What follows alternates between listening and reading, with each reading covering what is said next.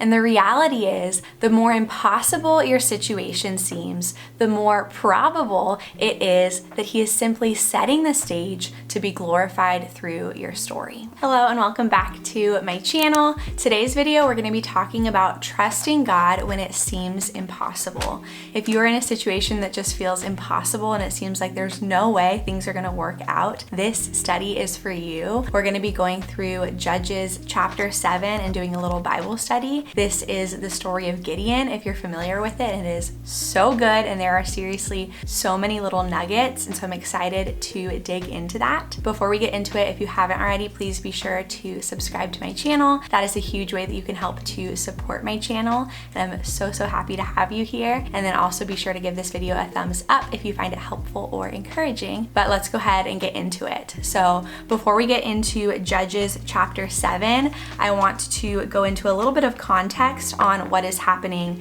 immediately before the passage we're going to be focusing on. And so I'm going to read first Judges chapter 6 verses 1 and 6. I'll have it up on the screen. Here's what it says. The people of Israel did what was evil in the sight of the Lord, and the Lord gave them into the hand of Midian 7 years. And then skipping ahead to verse 6, it says, and Israel was brought very low because of Midian, and the people of Israel cried out for help to the Lord. So basically here the Israelites are in a desperate state. They are captive, they're being oppressed. It says they were brought very low because of Midian, and they are crying out to God for help. Continuing on in verses 12 and 13, it says, and the angel of the Lord appeared to him and said to him, the Lord is with you, O mighty man of valor.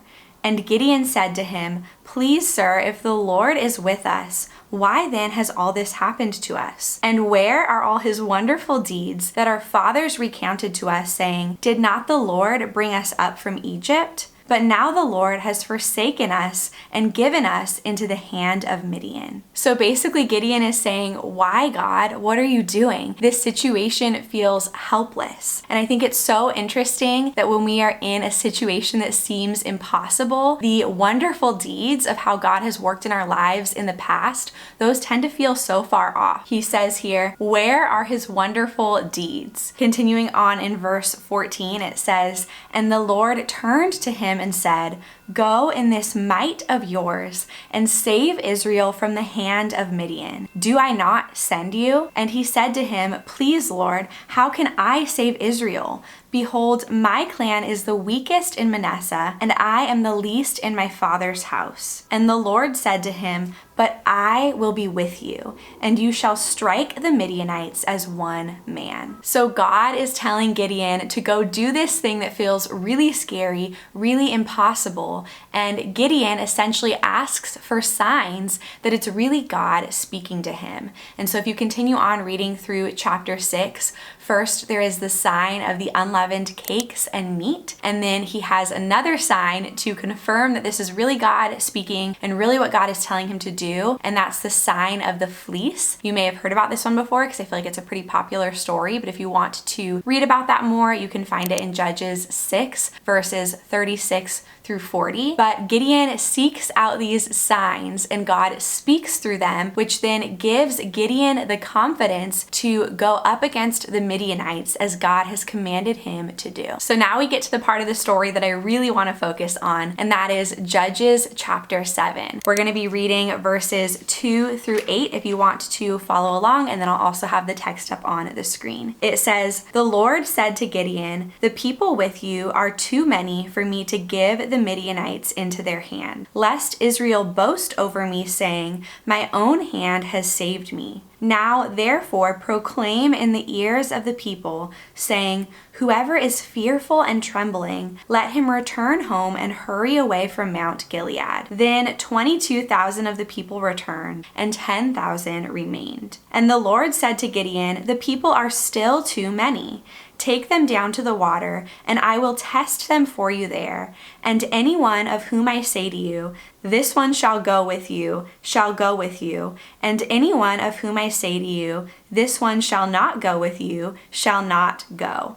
So he brought the people down to the water, and the Lord said to Gideon, everyone who laps the water with his tongue, as a dog laps, you shall set by himself. Likewise, everyone who kneels down to drink. And the number of those who lapped, putting their hands to their mouths, was 300 men, but all the rest of the people knelt down to drink water. And the Lord said to Gideon, with the 300 men who lapped, I will save you and give the Midianites into your hand, and let all the others go every man to his home. So the people took provisions in their hands and their trumpets, and he sent all the rest of Israel, every man to his tent, but retained the 300 men. And the camp of Midian was below him in the valley.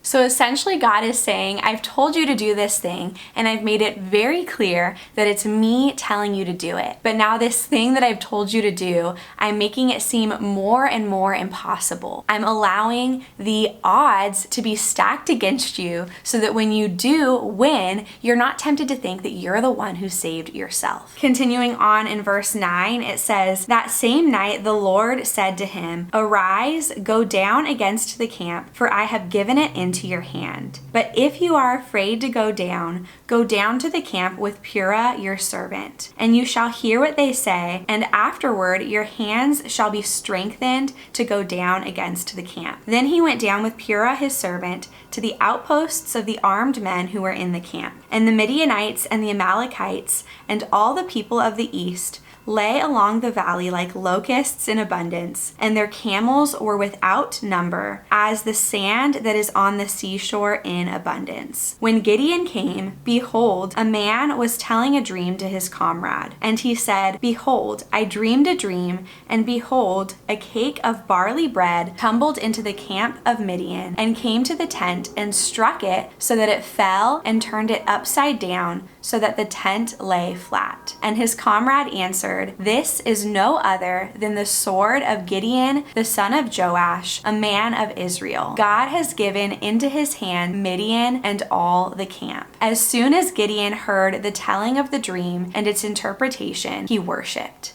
And he returned to the camp of Israel and said, arise, for the Lord has given the host of Midian into your hand.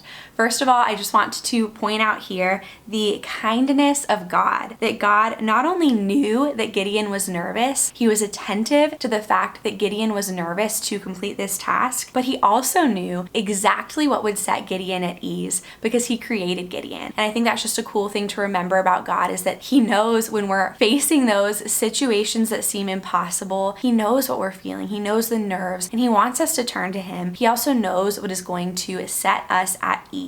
And here in Gideon's story, as that plays out, when Gideon overhears this dream and is set at ease, it says that his response is to worship. So to break down what's just happened here a little bit, the Midianites have this crazy big army. It says in Judges 7 verse 12 that they were like locusts in abundance. They had camels without number, and they were as sand on the seashore in abundance. So the Midianites have this crazy big army, and the Israelites' army, on the other hand, is crazy small. It has been whittled down to 300 men through all these different things that God is using to weed people out. We went from an army of 33,000 down to 300. And so when Gideon feels nervous because the odds feel insurmountable, rather than having confidence in his own army, God is essentially saying, I will be the one to strengthen you. I will allow you to overhear this dream that I know this person is going to share. And God is making clear to Gideon, you will be confident not in yourself, but because you see that I am in it. So to summarize this story, essentially God directed Gideon to whittle down his army of 32,000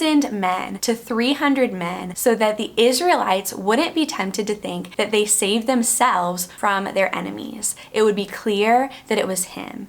And all throughout the Bible, this pattern exists. God allows situations to get to the point where they seem impossible so that when he does come through, he's the one who gets the glory. We see this in John chapter 11 when Jesus waits for Lazarus to have been dead for 4 days before he resurrects him. him because there was a belief in those days that a person's spirit remained with their body for 3 days after death. And so he waits until those 3 days have passed, until there's no question that Lazarus is dead, before he resurrects him so that he gets the glory. We see this in Genesis chapter 21 when God opens the womb of a 90-year-old barren woman to bring about an entire people, his people, the Israelites. We see this in Luke chapter 1 when God chooses a virgin to birth his one and only son. And I made an entire video on this passage as well, talking about surrendering your story, if you want to check that out. But once again, all throughout the Bible, this pattern exists. God allows situations to get to the point where they seem impossible so that when he does come through, he's the one who gets the glory. He allows the odds to be stacked against himself and against his people because he loves to reveal his power by doing the things that we think are impossible. I think that as humans, it's in our nature to want things to be easy, but all too often when they are, pride creeps in and we deceive ourselves into thinking that we had something to do with it. God wants to get the glory, and the reality is the more impossible your situation seems, the more probable